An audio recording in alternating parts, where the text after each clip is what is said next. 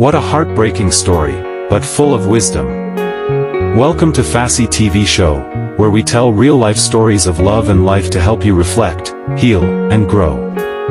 If you love stories that touch your heart and change your mind, take a second to subscribe, like, share, and comment. Let's grow together. The silence in Josiane's apartment was deafening, a heavy blanket smothering every corner of the once vibrant space. It pressed in on her, a tangible presence that amplified the hollowness within her own heart. The ticking of the clock became a thunderous roar, each second a stark reminder of her solitude. It was a constant reminder of what was lost, a painful echo of laughter and shared dreams that now seemed like a distant, unattainable fantasy. The memories, once a source of comfort, now served as cruel reminders of her altered reality. She was adrift in a sea of silence, struggling to find an anchor. Once filled with laughter and dreams, a symphony of shared moments and whispered promises. Now it was just her and the quiet flutter of new life inside her, a bittersweet reminder of the love that had blossomed and the future that was now uncertain. The tiny kicks were a source of both joy and profound sadness, a constant reminder of what she would now face alone. Her partner had left, abandoning their shared world and the responsibility they had both embraced.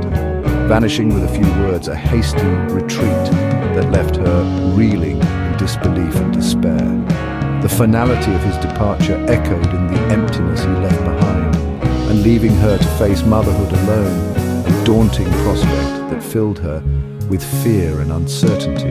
The weight of the world seemed to settle upon her shoulders, crushing her beneath its immense pressure. Each morning she reached for him, a reflex born of habit and a desperate longing for his presence, only to find emptiness and cold sheets, a stark and brutal reminder of her solitude. The chill of the empty space seeped into her bones, mirroring the coldness that had settled in her heart. The nursery, half finished, a testament to dreams abandoned and promises broken, stood as a monument to broken promises, a stark reminder of the future they had planned together, now shattered into a million pieces, and a future that would never be, a path diverging into an unknown and daunting landscape. The dreams of a family of shared laughter and unconditional love now lay in ruins. In that emptiness, surrounded by the ghosts of what might have been, sorrow gave way to a simmering anger, a burning resentment that began to consume. The pain of betrayal fueled a growing fire within. She could no longer ignore the injustice, the abandonment, the sheer unfairness of it all. The anger was a catalyst, a force that would propel her forward, transforming her from a victim into a survivor. One night, as the darkness deepened and the weight of her sorrow pressed down with suffocating force, Josiane's grief, a relentless tide that had been building for what felt like an eternity, finally boiled over. It was a breaking point, a moment where the dam of her composure shattered, releasing a torrent of raw emotion. The grief transformed into rage, a burning inferno fueled by injustice and despair. It consumed her, twisting her features into a mask of fury. Driven by this overwhelming anger, she knelt by her bed, the familiar space now a battleground for her tormented soul. But she didn't kneel to seek comfort, to find solace in the familiar embrace of faith. That was not her intention. Instead, she knelt to curse those who had hurt her, those who had inflicted such unbearable pain upon her life. Her heart was filled with vengeance. "Let them feel what I feel," she whispered, the words laced with venom and a desperate desire for retribution. Her voice trembled, not with piety, but with the raw, untamed fury that coursed through her veins. It was a prayer born of pain, a dark offering to the heavens. She wished her pain upon them, every agonizing moment, every tear-soaked night, every crippling wave of despair. She was hoping, praying for justice through suffering, believing that only by experiencing the depths of her anguish could they truly understand the magnitude of their transgression.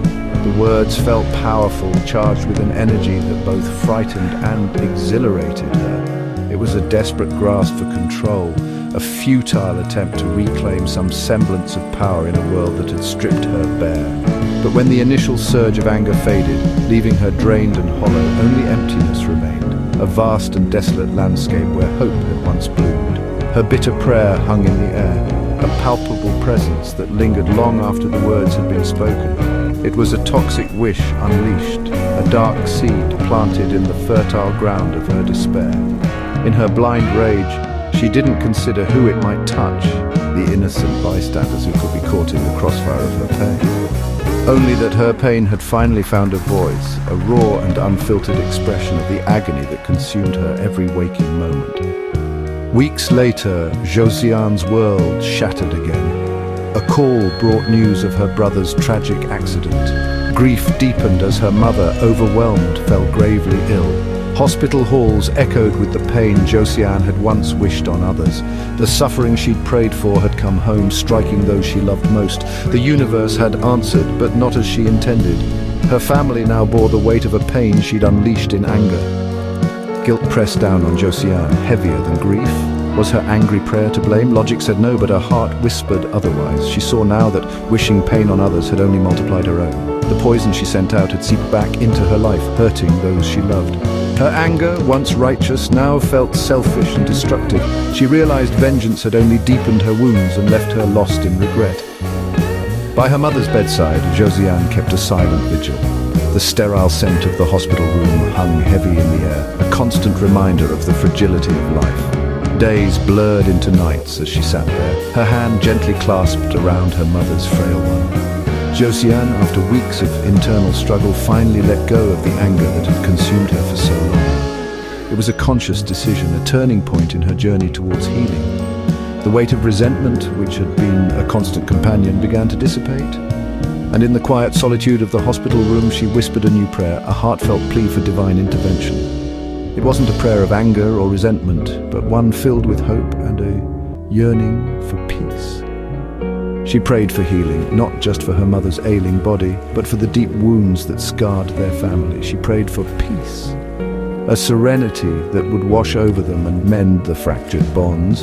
And she prayed for forgiveness, both for herself and for those who had caused her pain. She asked for comfort for her family, for the strength to navigate the difficult days ahead, and for the ability to support each other through the emotional turmoil.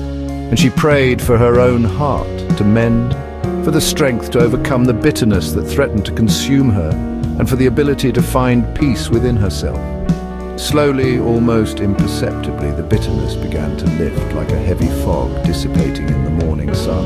The sharp edges of her anger softened, replaced by a glimmer of something new. That glimmer was a fragile hope, a delicate seed planted in the fertile ground of her heart, waiting for the chance to blossom. In seeking peace for others, in focusing her energy on healing the wounds of her family, she inadvertently began to heal herself. She found the first glimmer of it for herself, a quiet understanding that forgiveness was not just for the benefit of others, but a gift she could give to herself. Miraculously, her mother's health slowly improved, defying the odds and offering a beacon of light in their darkest hour. And grief, though never truly forgotten, became a shared memory they carried together, a testament to their resilience and the enduring power of family. Josiane embraced the new life within her, feeling the gentle flutter of movement, a tangible symbol of hope and renewal. She saw it as a promise, not a loss, a continuation of life's cycle, a testament to the enduring power of love. She learned that forgiveness, like a key unlocking a long-sealed door, freed her from resentment's prison, allowing her to step into the light and embrace a future free from the shackles of the past. By choosing compassion, by extending a hand of understanding instead of clinging to anger, she finally opened the door to healing, not just for herself, but for generations to come, for herself and those she loved, creating a circle of healing and understanding that would bind them together for years to come. Fassi TV shows advice. Never pray for someone to be destroyed. Pain return doesn't heal pain. Ask for strength, not revenge. Healing starts when your prayers turn from anger to peace. This is Fassi TV show, real-life love and wisdom stories that help you grow, heal, and think deeper.